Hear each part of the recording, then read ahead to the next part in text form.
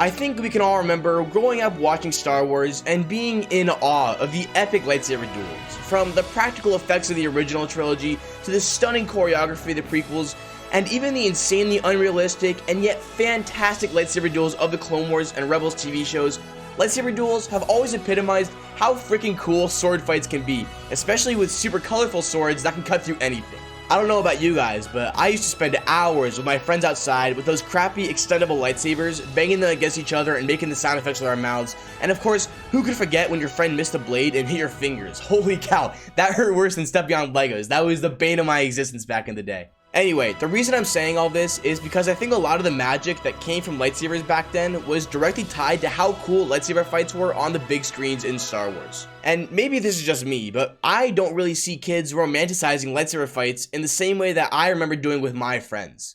I don't even see places like Walmart or Target selling the crappy extendable lightsabers that used to be everywhere anymore. Think about it, have you ever seen like an extendable plastic version of Rey's yellow lightsaber? Because I sure haven't, and I haven't not been looking, so I don't know. I think maybe they're just not popular anymore. The last innovation in plastic lightsaber technology that I remember seeing was an extendable version of Kylo Ren's lightsaber when I was probably in like 4th or 5th grade, and then never again. Now sure, maybe I just grew out of it, and then when you're not looking for something, you're just not going to see it that much. Maybe those stupid plastic lightsabers are as popular now as they were when I was a kid. But my guess is that they're not. And one of the big reasons that I think they're not is because of how badly the new Star Wars movies and TV shows portray lightsabers and lightsaber duels. With content like this as your inspiration for your backyard lightsaber duels with your boys, then there's no wonder that they don't exist anymore. I mean, who wants to romanticize this? You might as well just start swinging baseball bats at each other at this point, because that's what you have to inspire you from the big screen. Regardless, that's what I wanted to talk about in today's video. Why lightsaber duels suck now. Why they've sucked basically since The Force Awakens, in the rest of the sequels, and in basically every subsequent TV show that's come out since, in my opinion. We're gonna go over how it started, why it's happening, and how to make lightsaber duels cool again. So without further ado, let's get into it. First and foremost, I think that the main problem that we fundamentally have is the lack of good choreography. For whatever reason, as soon as Disney got Star Wars, they decided that what the fans want to see isn't actually cool, intricate sword fights. No. It's actually two characters basically using baseball bats that happen to glow in the dark to whack each other really hard. And this started for the first time in the sequels, but it quickly carried over to every other Disney Star Wars IP as well. Probably the best example of this is in the Kenobi TV show when Obi-Wan is fighting a couple of stormtroopers in the dark and he pulls out his lightsaber and literally has to batter one of them into submission. Like, I'm talking, he swings it like a stick 3 times in the same spot, and only on the last hit does the stormtrooper go down.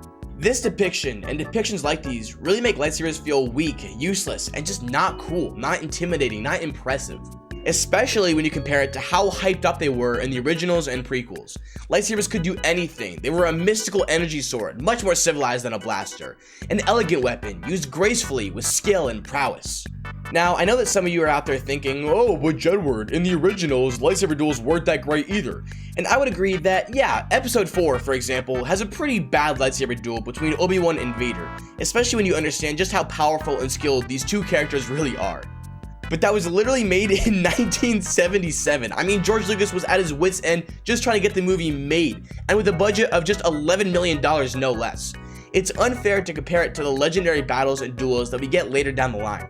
Even in just the next movie, Empire Strikes Back, the lightsaber duel is awesome, with Luke versus Vader in Cloud City. The environment is changing, the characters are utilizing their environment well, and the choreography, which granted isn't as cool and good as the prequels, fair enough, is still fun and impressive and makes the lightsaber seem like an awesome weapon that would be so much fun to be able to use and hold.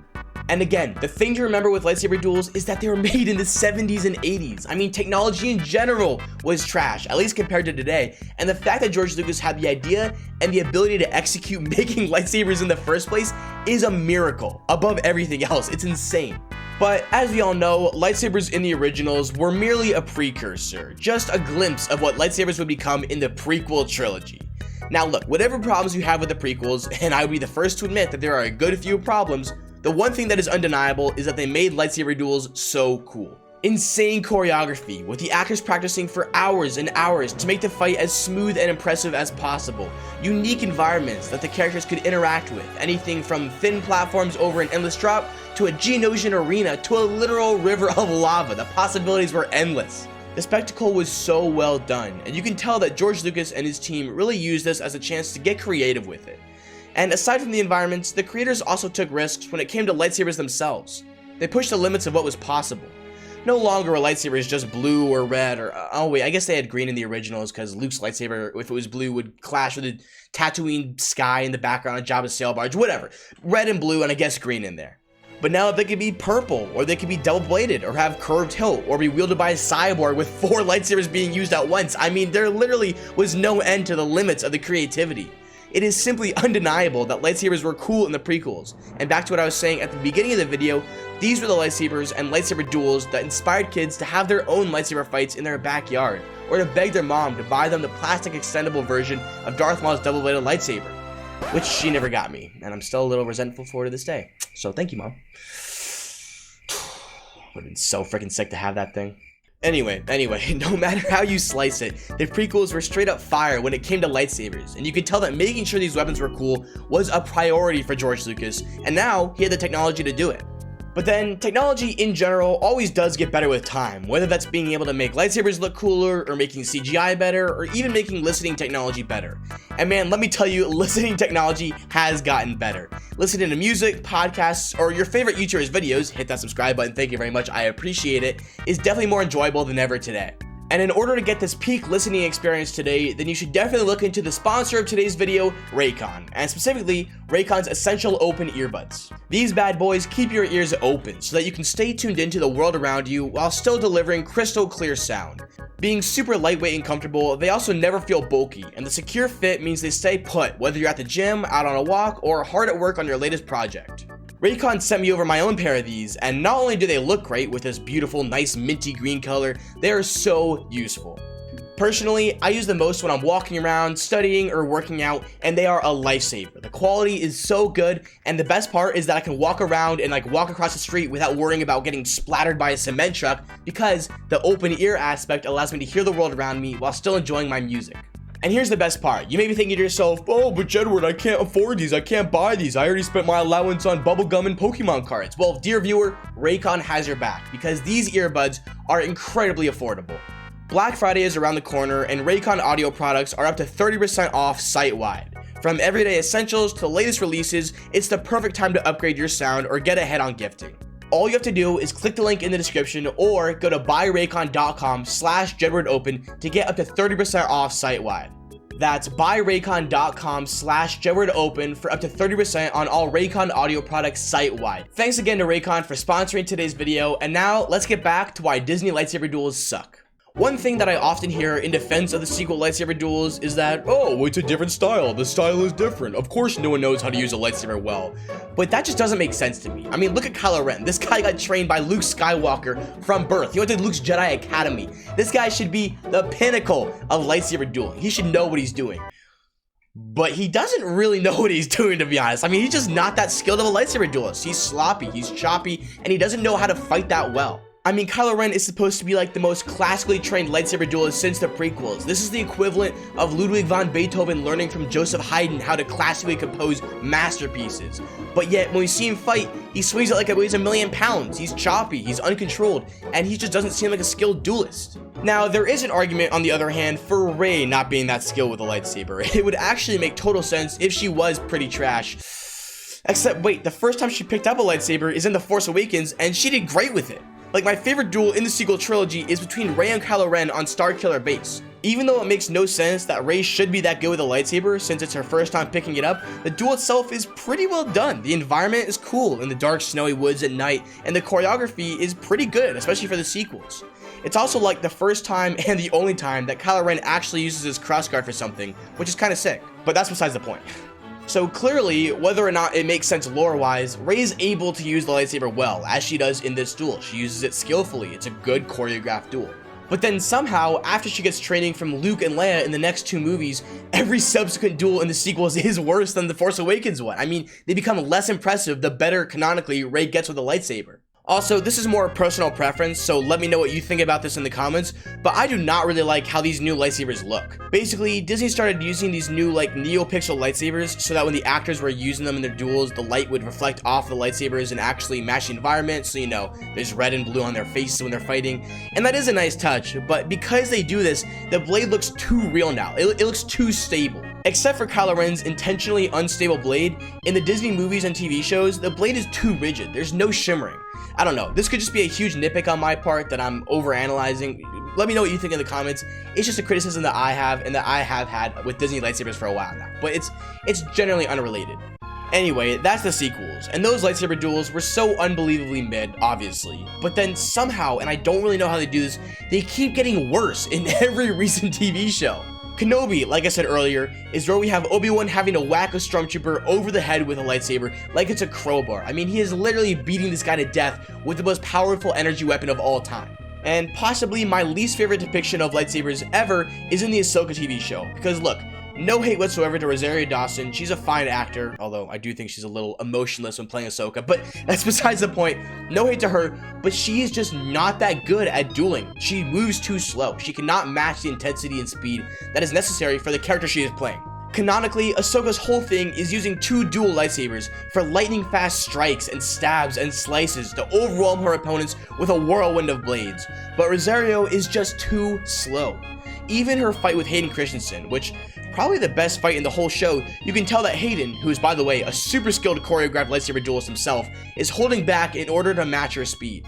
The choreography itself just isn't even that impressive. The blocks feel forced, the slices feel purposely wide, and yeah, I know the fights have always been about the aesthetic, but you could forgive it more when they looked epic.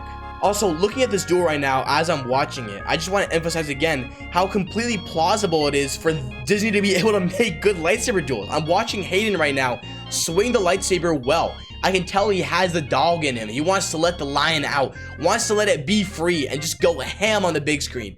But he's being held back by Rosario Dawson. I just think they should prioritize this more. I just think that they should let Hayden have someone good that he can work with, like Ewan McGregor was, so he can actually have a beautiful lightsaber duel that matches the character and matches the characters that are fighting. And sorry to get off on this tangent again, but now that I'm looking at this duel between Hayden and Rosario, it just strikes me so much how bad the lightsabers look. There's no other word for it. They look like glow sticks. They're so solid and heavy.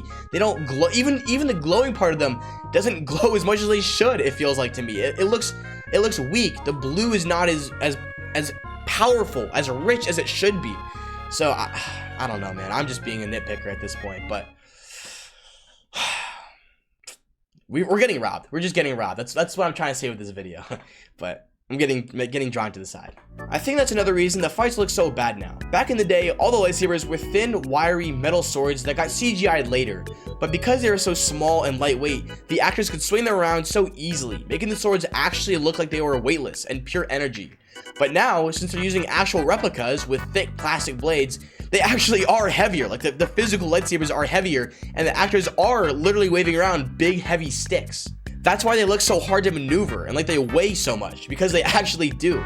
The prequels and the originals made it look like the Jedi and Sith were in control of the lightsabers, like the lightsabers were an extension of their bodies, that they knew how to use them, that they had trained for years to become one with this weapon that was their life, as Obi-Wan says in Attack of the Clones. But now it looks like everyone's waving around a dumbbell that they picked up for the first time yesterday. I mean, it is such a downgrade, it's not even funny.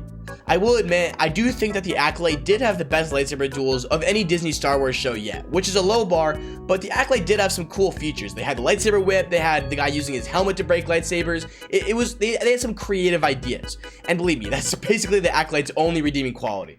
But even the duels in the Acolyte, as, you know, acceptable as they were, just aren't as good as the older movies, and being the best of the garbage isn't really saying that much. The last criticism that I want to make about Disney's handling of lightsabers has to do with how powerful they're presented as. Obviously, we've talked about Obi-Wan hitting the stormtroopers, but that's only the tip of the iceberg. In short, lightsabers pose basically no threat now. So many times we've seen characters get stabbed, gutted through the stomach with a lightsaber, getting impaled through the gut, and they walk it off like it's merely a flesh wound. They walk it off like it's nothing. Let's take the Grand Inquisitor. He got stabbed by Reva in the Obi-Wan Kenobi show, and yet he was absolutely unharmed and unaffected. Now, to be fair, I think his species has like 2 stomachs or something, or maybe I'm thinking of Ki-Adi-Mundi. Either way, I could be wrong. Maybe that's a canonical reason, but still, he got stabbed through the gut, and 20 minutes later, or in Rebels, he was A-okay. Hey, he was picture perfect. He was walking around like it was nothing. He was dueling exceptionally against Kanan and Ezra. I mean, it makes no sense that they're not presented as a powerful weapon. And speaking of Reva, she lived too. I don't know how she pulled that one off. Vader stabbed her through the midsection, and yet by the end of the show, there she was, hobbling around like she got punched in the liver or something, not stabbed by a blade of pure energy. Or maybe we should look at Sabine Wren, perhaps the most damning example in all of Star Wars. Sabine was fighting Shin Hati, and Shin, by the way, that's from the Ahsoka show, by the way, Shin stabbed her straight up through the guts, like straight up through the stomach, and held it there. I think the in-canon response was like, oh, Shin missed the vital organs. And the only real response to that was freaking all of the vital organs. You're telling me that she stabbed her through the stomach, through the midsection, and didn't hit a single vital organ? That is like implausible. There are quite a few organs in there, and you're telling me that the lightsaber dodged and weaved through them and somehow went out of its way to miss all of them? Yeah, that makes sense. That makes total logical, rational reasoning sense. It's just a shame, I think, that Qui-Gon didn't get that treatment back in The Phantom Menace. It would have been a better character to have had stick around in the long run for sure. But even when you don't look at mortal injuries, lightsabers were just more effective in the earlier movies. They'd cut off hands, they'd cut off heads, for crying out loud. Heck, they'd cut people in half. And yeah, I know you could say, oh, but people have always been surviving these lightsaber wounds. Look at Darth Maul. Darth Maul was the exception, not the rule. He was a Sith Lord who survived off of pure rage, in the depths of despair, in a garbage heap. Yeah, it doesn't make sense. Yeah, it's a little bit of a logical leap. Yeah, I agree. But it's the exception, not the rule. Generally, lightsabers are powerful. And see, these lightsabers were the ones that everyone loved. These were the weapons that awoke people's imaginations and dreams. The duels were so good back in the day, man. There was so much heart and passion put into them. They had kids out back on their back lawns fighting with plastic lightsabers for hours because of how inspiring and how cool these were. And now look at what we have. We have these crowbars, these baseball bats being swung around like they weigh 1,000 pounds with no thought or care given to the choreography. It just makes me sad. But, you know, at least we had 6 movies where we got to enjoy some good, heartfelt, passionate lightsaber duels. And I actually made a video where I ranked every single lightsaber duel in Star Wars. It's long, but I think you'll really like it. And, you know, it reflects on the better days of lightsaber duels in Star Wars. So you can watch that right here. Thanks for watching, boys. Thanks to Raycon for sponsoring this video. And have a good one. See you later. Bye.